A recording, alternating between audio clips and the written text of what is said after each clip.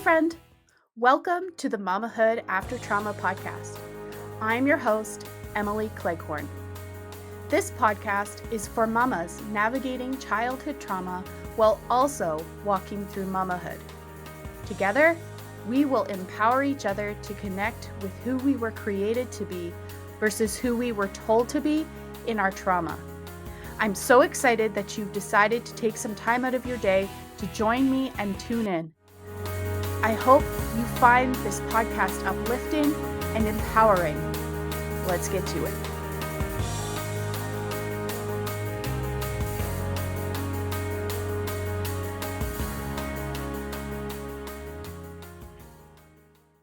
Today, I am so excited to be speaking with Sarah Vallely.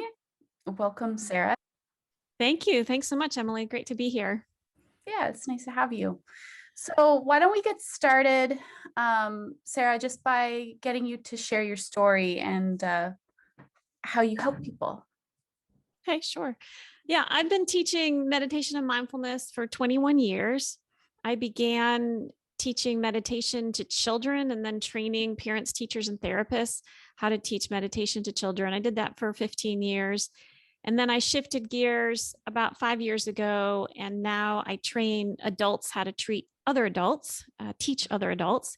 And I also do mindfulness coaching with people, helping them with stress, trauma, grief, crisis, things of that nature. And then I also train people to become mindfulness coaches. And how I came about doing all this, I've just been around it my whole life. My parents were both meditators. I was going to ashrams when I was 2 years old. So it's just something I've always been around, kind of rejected it in my teen years, but then came back around to it in my 20s. And I was teaching school, and then I started this business teaching meditation to children. And yeah, so it's kind of how I fell into it, and I keep doing it because I've tried other things and I'm just not very good at other things. So this is just something I'm really good at, so I just kind of stick to it. Wow.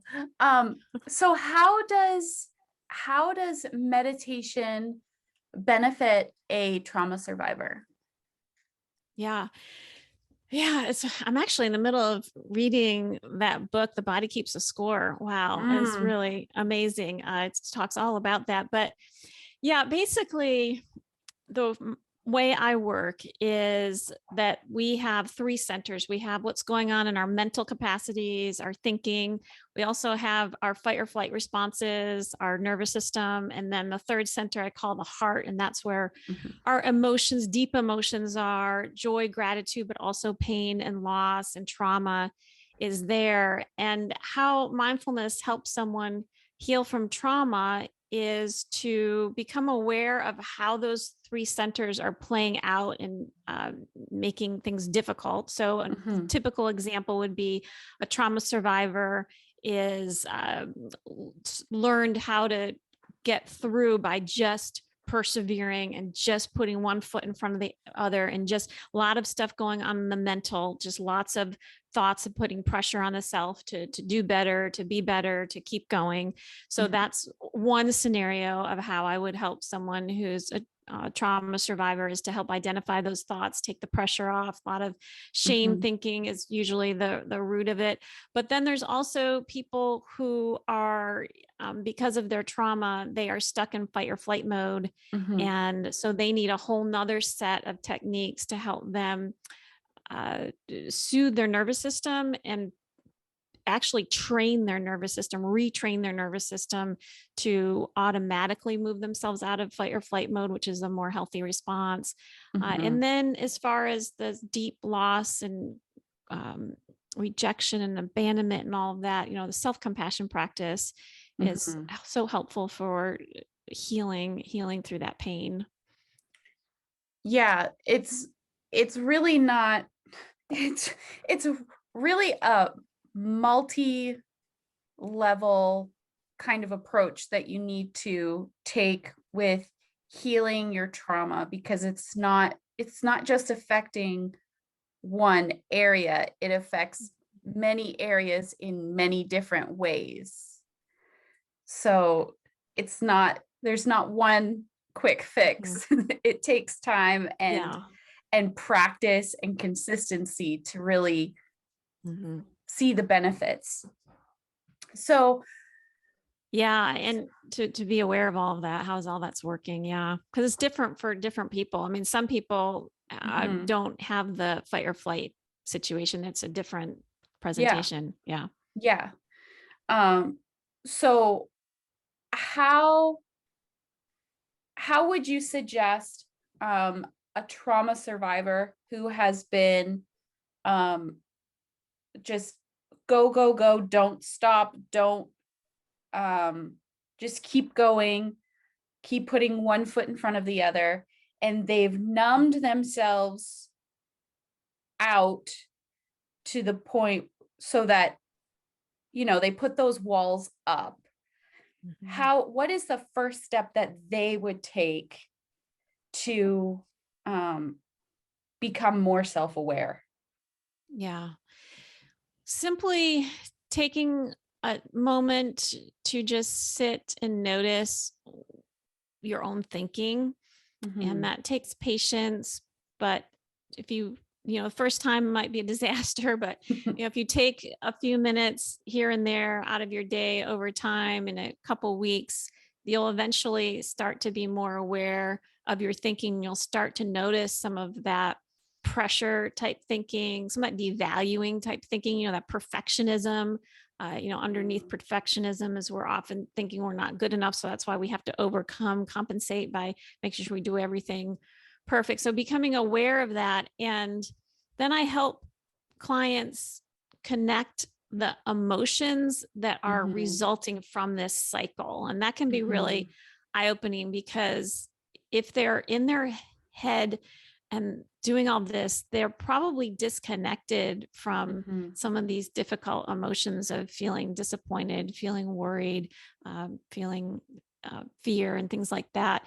And so once they can see that at the end of this cycle, in the end, they end up feeling burnt out. They end Mhm. up feeling self critical. They end up feeling not good enough. And that's helpful to be mindful of that. And then moving in with some self compassion to reverse those thought cycles. So it's that can be really powerful, taking some of those steps. Yeah. Pardon me. Just simply recognizing and getting to know, pardon me, what your emotions look like for you, because just because somebody somebody's angry looks like yelling and screaming doesn't mean that everybody's angry looks like yelling and screaming. Mm-hmm. Oh yeah. So learning how to identify your emotions in that way is all on its own very powerful. And uh, for me, I found that that has helped me tremendously.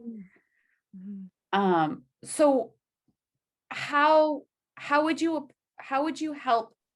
What's a step somebody who's been stuck in fight or flight could take Mm-hmm. to become more self-aware and kind of walk themselves off of the ledge? Yeah, yeah. Yeah, so we in those circumstances we spend a lot of time paying attention to the physical abdomen, the gut area, and noticing those times when it's just physically really tight. Mhm. People who experience trauma often also experience fight or flight triggers in the chest. Mhm. It feels higher. So, noticing some of those physical sensations. The way that fight or flight triggers manifest on a cognitive level would be thoughts of worry, right? Mhm. So, being aware of those worry thoughts. So, that's the awareness part. And then there are exercises that I teach to, in the moment, to use to soothe your nervous system. And one I call the 4 and 5, taking 5 minutes to think about 4 things that bring you feelings of stability. And that might be a certain relationship, that might be a job, that might be your house, that might be something from nature, the mountains or trees, the sun rising every day. And just cycling through, taking about a minute or so to think about each thing. And that's just one of several exercises, but that will really just shift that down and switch what's going on in your nervous system. It's amazing. I was kind of poo-poo on affirmations until a few years ago, and I realized affirmations are really, really helpful for fight or flight triggers. Yeah. Yeah.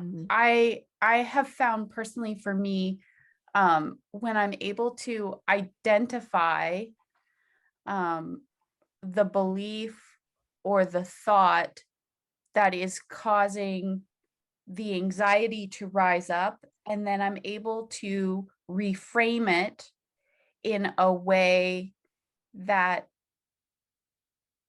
eases the anxiety or the worry or whatever emotion I'm feeling at the time. And then I use that affirmation to take steps in a more productive and positive direction.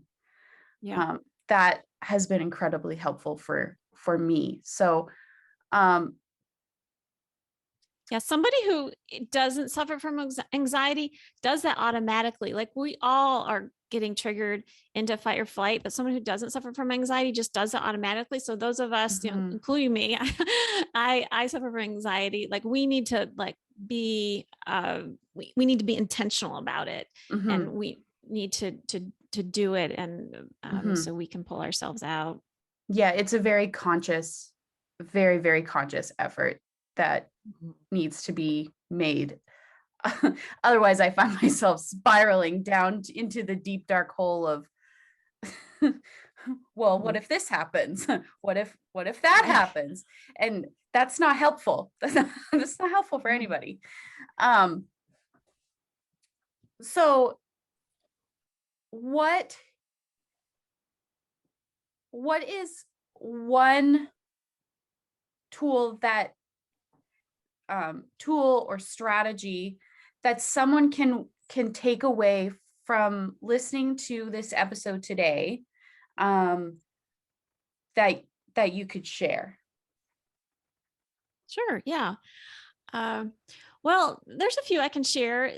Going back to your question about, a trauma survivor who's always putting one foot in front of the other, and all of us really, what can be helpful is to identify the difference between what I call our mental emotions and heart emotions.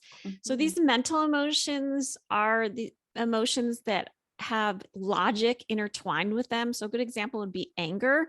We're usually angry because of our logic. If someone does this, then they shouldn't do this. If this is happening, then this other thing shouldn't be happening. Resentment's the same way. Blame based on logic.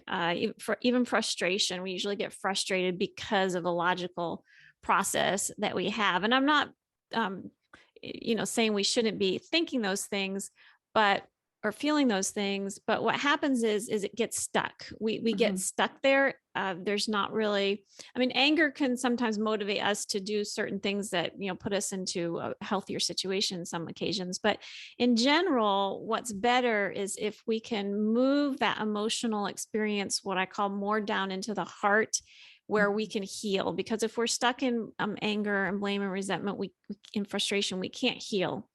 And so a good exercise is to, when you're in that anger, or reflecting afterwards or beforehand, what is that underlying emotion? And some examples of those underlying emotions are abandonment, rejection, loss, grief, loneliness, things of that nature. And sitting with that, and we often pull ourselves out of that, because who wants to just sit in these feelings of abandonment and loss, right? But the thing is that's where the healing takes place. And what the next thing that I can share is that self-compassion is just really accepting yourself with that, because you first validate yourself. Yeah, it's totally understandable. I'm experiencing a loss, I have lost, or it's totally understandable that I feel abandoned. I was abandoned. It's understandable I'm feeling that way. And then, going into, even though I feel this loss, I'm loved. Even though I'm feeling this loss, I'm worthy of that love. Even though I'm feeling this loss, I am connected, giving yourself that compassion. And what happens is you move into just accepting yourself with that loss and realizing that it's natural and it doesn't make you any less lovable. It actually makes you more human and more lovable and more real. And you can move through it in a really healthy way. Yeah. Let it be okay. Mm-hmm. Let it be okay. Yeah. Awesome. I love that. Mm-hmm. If a listener would like to connect with you further, how can they do that? Yeah, so I have a website that is my name, Sarah, V as in Victor, ALLELY.com. And at the bottom of my homepage, I have a free assessment. It's a 15-question assessment that I can tell you what your unique stress type is and what is exasperating your anxiety or your stress, and give you a few exercises, a few suggestions for what would help with your stress. But yeah, that's my website, and my contact information is on there. And I do offer a free 20-minute phone call or Zoom consultation, to talk about my coaching work. Mm-hmm. Awesome. Yeah. So I will include a link to Sarah's website in the show notes of this episode. So you can click on the see more button to head over to the blog, and the link will be there listed on my blog. Thank you so much for joining me today, Sarah. It was a pleasure speaking with you, and I look forward to talking again soon. All right. Thanks, Emily. You're welcome. Glad to be here. Thank you so much for tuning in to this episode of the Mamahood After Trauma podcast. If you resonated with what you heard, please hit the subscribe button, hit the like button, and share it with a friend who would also benefit, because we rise together. Until next time, Mama, keep shining.